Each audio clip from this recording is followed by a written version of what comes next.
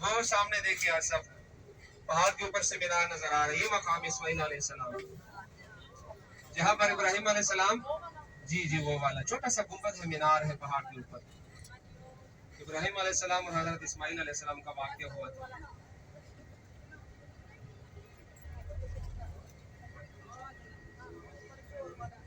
یہاں ابراہیم علیہ السلام اپنے بیٹے اسماعیل علیہ السلام کو یہاں تک تشریف لائے تھے، مینار کے اندر ہے۔ تو جو اللہ کے ایک حکم تعالیٰ کی طرف سے آزمائش تھی، تو جب گردن مبارک پر چھری رکھی، چھری چلانی چاہی، تو اللہ پاک نے چھری کو حکم فرمایا کہ نہیں کاٹنا، تو فوراً اللہ پاک نے جنت سے ایک دمبا بھیجا اور چھری دمبے پر چلی گئی۔ تو جو ہم سنت ابراہیمی کے نام سے قربانیاں کرتے ہیں، یہ اسی واقعے کی نشاندہی ہے۔ باپ بھی نبی تھے اور بیٹا بھی نبی تھے، قربان جاؤں دونوں باپ بیٹوں پر۔ جب ابراہیم علیہ السلام نے چھری چلائی تو اسماعیل علیہ السلام فرمانے لگے، ابا جان کیا آپ کو اللہ کی طرف سے حکم ملا ہے؟ کہ اللہ کا حکم ہے؟ ابراہیم علیہ السلام نے سر کے اشارے سے فرمایا کہ ہاں اللہ کا۔ اسماعیل علیہ السلام فرمانے لگے آپ اپنا کام پورا کریں، آپ بھی مجھے صبر کرنے والے ہیں۔ نبیوں نے اور صحابہ نے اللہ کے لیے کس طرح قربان ہونا پڑتا ہے یہ ہمیں سکھا دیا ہے، پریکٹیکلی ہمیں سکھا دیا ہے، عملی کر کے بتا گئے ہیں۔ صحابہ کی تعریفیں قرآن میں اللہ نے کی۔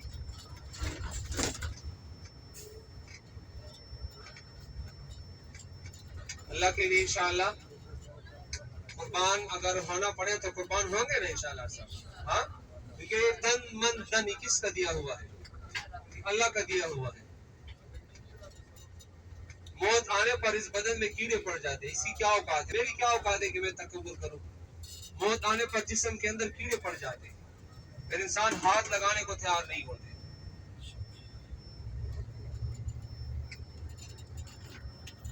ابھی انشاءاللہ ہم مسجد خیف کی طرف اور جمرات جس کی ابھی دیکھنے جا رہے ہیں، مسجد خیف وہ مسجد ہے جس میں 70 نبیوں نے نمازیں ادا فرمائی، اور ان نبیوں میں سے حضرت موسیٰ علیہ السلام کا نام بھی ہے، اللہ کے بہت لاڈلے نبی تھے۔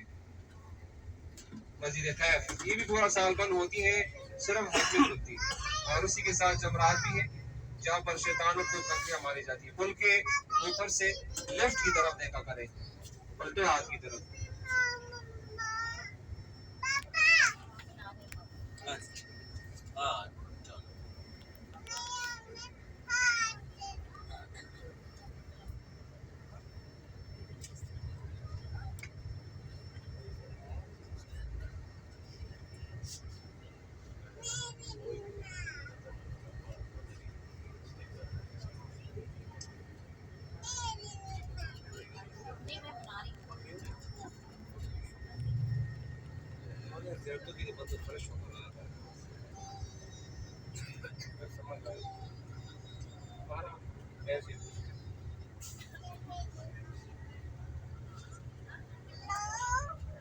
یہ دیکھیں سب الٹے ہاتھ کی طرف دیکھیں، مسجد خیف سامنے نظر آ رہے ہیں، 4 مینار والی مسجد جو صرف حج میں کھلتی ہے، جہاں 70 نبی نے نمازیں ادا فرمائی ہیں، حضرت موسیٰ علیہ السلام کا نام بھی اس میں شامل ہے۔ یہ ابھی بھی بند ہے، صرف حج میں کھلتی ہے مسجد خیف۔ اور جمرات دیکھیں سامنے بالکل جو چتری رنگ کی سفید رنگ کی بلڈنگ ہے جس میں اندھیرا بھی ہے، جس کے اوپر چتری لگی ہوئی ہے، یہ جمرات ہے جہاں شیطانوں کو کنکریاں ماری جاتی ہے۔ 3 بڑے شیطان اس میں ہے، پہلے نمبر پر چھوٹا شیطان، پھر درمیانی، پھر آخر میں بڑا شیطان، یہ جمرات ہے جس میں اندھیرا بھی آپ کو نظر آ رہا ہے۔ جو راستے یہاں سے آپ کو بنائے ہوئے نظر آ رہے ہیں، جو راستے 3 پلروں کے سامنے جو ایک بلڈنگ ہے جس میں اندھیرا ہے، یہ جمرات ہے۔ اور سیدھے ہاتھ میں آپ کو مینا بھی یہاں سے بالکل صاف نظر آ رہا ہے۔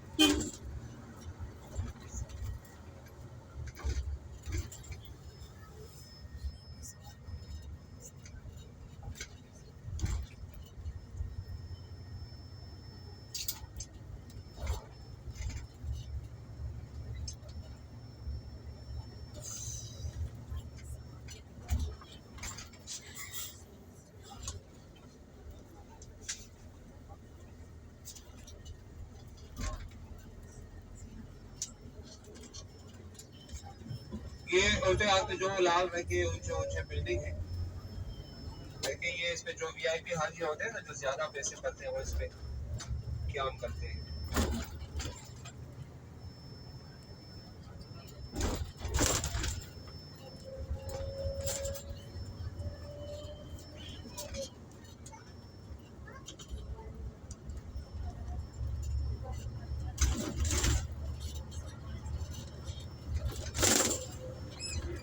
ابھی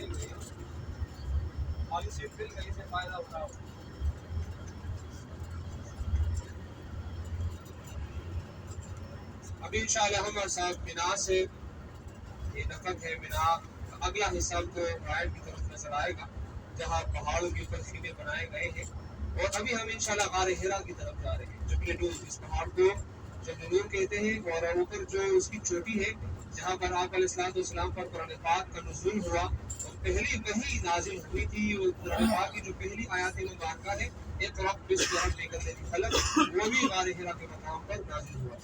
دونوں اسی کے ساتھ حضرت جبرائیل علیہ السلام جو سید الملائک کے فرشتوں کے سردار ہیں، وہ آپ علیہ السلام نے اسی پہاڑ پر اپنی اصلی حالت میں دیکھی۔ یہ مبارک جگہ ہے جہاں پر آپ علیہ السلام نبوت سے پہلے تشریف لایا کرتے تھے اور اللہ کی عبادت تنہائی میں کیا کرتے تھے کئی دنوں تک غار ہرا کے مقام پر۔ یہ دیکھیں مینا کا دوسرا حصہ، پہاڑوں کے اوپر خیمے بنائے گئے ہیں، یہ درمیان میں پہاڑ ہے، پہاڑ کے نفق کے ساتھ یہ مینا کا دوسرا حصہ اس طرح بنایا گیا ہے۔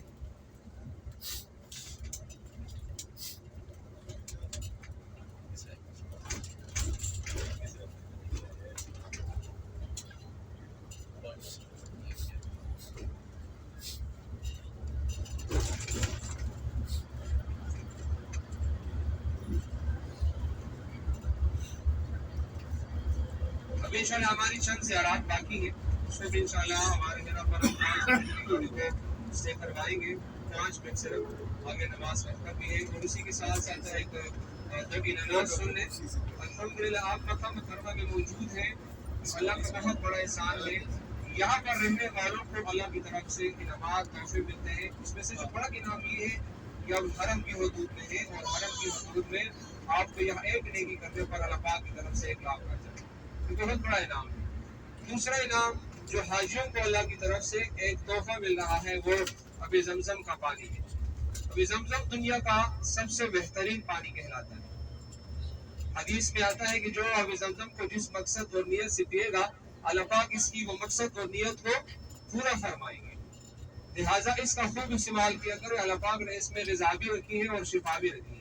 اس کا ایک قطرہ پانی جب دوسرے پانی کے ساتھ مل جاتا ہے تو وہ بھی ابھی زمزم بن جاتا ہے، تو لہٰذا اس کا استعمال کیا کریں، اپنے ساتھ اپنے ہوٹل میں لے جاؤ، اپنے ملکوں میں لے جاؤ، کیونکہ پاکستان میں پھر ہمیں ہر چیز مل جائے گی، پھر وہاں ابھی زمزم نہیں ملے گا۔ اس کا استعمال خوب کیا کریں۔ اسی کے ساتھ ایک اور چیز ہے جو آپ علیہ السلام نے اس کے بارے میں فرمایا کہ اس چیز میں اللہ پاک نے موت کے علاوہ تمام بیماریوں کی اللہ پاک نے اس میں شفا رکھی ہے۔ کسی کو پتہ ہے وہ کون سی چیز کے بارے میں فرمایا؟ ہاں، موت کے علاوہ کلبندی کے بارے میں آپ علیہ السلام نے فرمایا کہ کالے دانے میں اللہ نے موت کے علاوہ تمام بیماریوں کو شفا رکھی ہے۔ موت ایک ایسی چیز ہے جس کا کوئی نہ علاج ہے نہ کوئی دوا ہے، اللہ کے سوا تمام مخلوقات سے فنا ہونا ہے، دنیا سے چلے جانا ہے۔ تو اس چیز میں اللہ پاک نے کینسر جیسے بڑے بڑے امراض کی بھی شفا اللہ پاک نے اس میں رکھی ہے۔ تو یہ جو عرب کے لوگ ہیں، یہ ساری دنیا میں کلبندی پائی جاتی ہے، خصوصاً عرب کے لوگ اس کو بہت شوق سے استعمال بھی کرتے ہیں اور اس کو پاتے بھی ہیں۔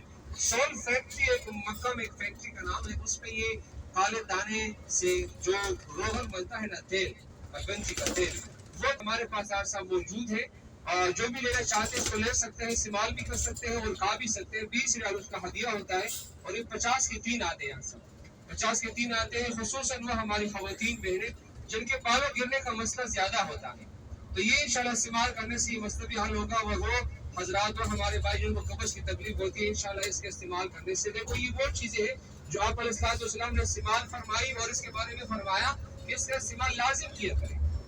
اور ابراہیم علیہ السلام نے دعا فرمائی ہے اس شہر کے لیے کہ اللہ اس شہر کے اندر تمام چیزوں میں برکت عطا فرما، اس کے اندر اللہ میں شفا بھی رکھی اور برکت بھی رکھی، تو جس کو بھی چاہیے انشاءاللہ لے سکتے ہیں۔ ہمارے پاس ایک اور چیز ہے جس کے بارے میں آپ علیہ السلام کے حدیث مبارک موجود ہے، ترمذی کی روایت ہے کہ رات کو سونے سے پہلے جب بھی اعلیٰ کے رسول صلی اللہ علیہ وسلم سوتے تھے، اپنی آنکھوں مبارک میں سرمے کا استعمال فرماتے تھے۔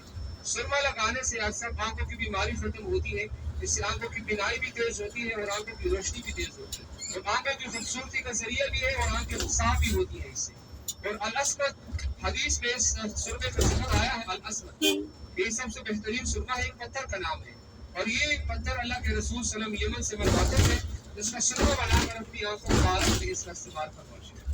تو وہی الاسمت کے نام سے سرما ہمارے پاس موجود ہے، 5 ریالس کا دیا ہے اور 25 کے یہ 6 ملتے ہیں، جس کو بھی چاہیے لے سکتے ہیں۔ یہ سنت رسول صلی اللہ علیہ وسلم ہے اور ایک سنت کو زندہ کرنے سے 100 شہیدوں کا اجر ملتا ہے۔